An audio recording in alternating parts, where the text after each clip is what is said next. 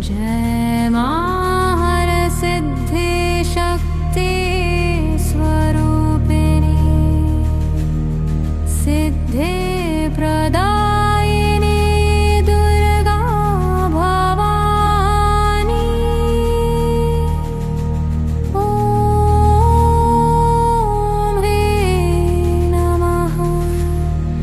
ओम ह्रीं नमः। समय की अनंत यात्रा में कुछ स्थान ऐसे भी होते हैं जो केवल नगर या मंदिर नहीं होते, वे स्वयं ऊर्जा का केंद्र बन जाते हैं।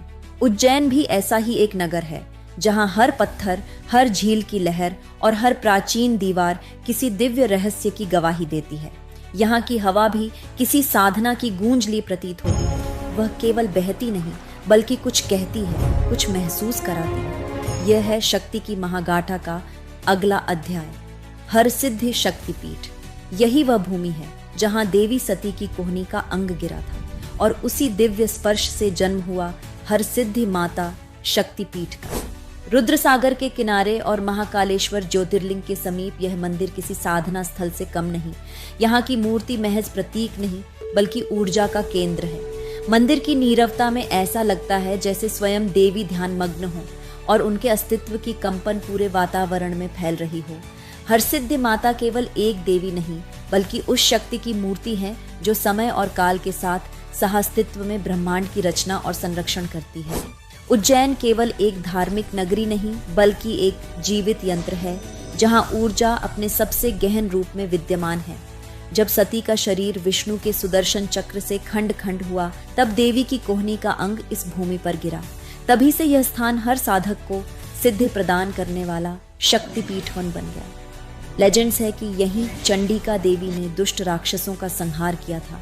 उनके रक्त से यह भूमि लाल हो उठी थी और शिव ने प्रसन्न होकर देवी को वरदान दिया, तुम सदा हर सिद्धि रहोगी, जो भी तुम्हारा स्मरण करेगा उसे सफलता प्राप्त होगी। तभी से देवी का यह स्वरूप हरसिद्धि माता के नाम से पूजित हुआ।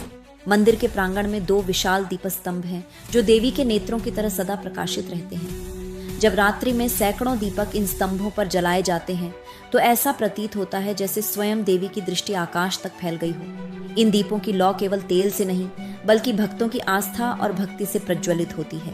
यहाँ आने वाला हर साधक अनुभव करता है कि शक्ति केवल बाहर नहीं बल्कि भीतर भी जागृत होती है। उज्जैन के प्रसिद्ध राजा विक्रमादित्य का देवी से गहरा संबंध माना जाता है। कहा जाता है कि उन्होंने अपने राज्य, विजय और वैभव का श्रेय हरसिद्धि माता को दिया। जब भी राज्य पर संकट आता वे पूर्णिमा की रात्रि इस मंदिर में आकर दीप प्रज्वलित करते और उपवास रखते। उनकी श्रद्धा थी, महाकाल रक्षा करते हैं पर माता हरसिद्धि विजय दिलाती है। यही कारण है कि उज्जैन को शक्ति और काल दोनों का नगर कहा गया। हरसिद्धि और महाकाल ये 2 नाम हैं पर अर्थ एक ही है। शिव का स्वरूप शून्य है, निश्चल है और देवी उसी शून्य में चेतना का संचार करती है। जैसे शरीर और प्राण एक दूसरे के बिना अधूरे हैं, वैसे ही उज्जैन में शिव और शक्ति एक दूसरे के बिना अपूर्ण है।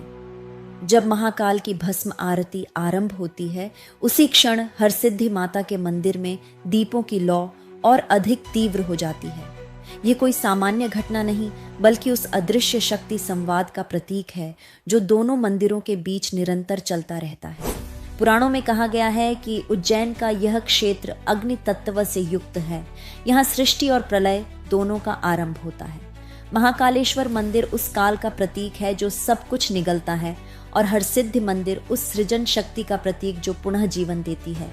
इसीलिए कहा गया है उज्जैनी भुक्ति मुक्ति प्रदायिनी, अर्थात उज्जैन वह भूमि है जो भोग और मोक्ष दोनों प्रदान करती है।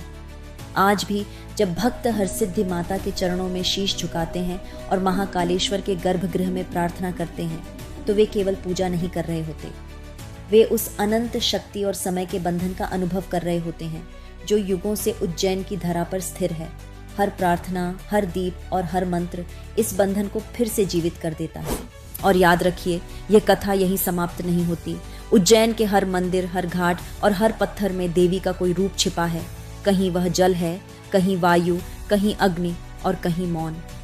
हमारे अगले अध्याय में हम फिर चलेंगे एक और शक्तिपीठ की ओर जहां देवी की ऊर्जा नए रूप में प्रकट होती है और ब्रह्मांड के रहस्यों को फिर से उजागर करती है। जुड़े रहिए शक्ति की महागाथा के अगले अध्याय के साथ, जहां हर कथा केवल कहानी नहीं बल्कि आत्मा का अनुभव है।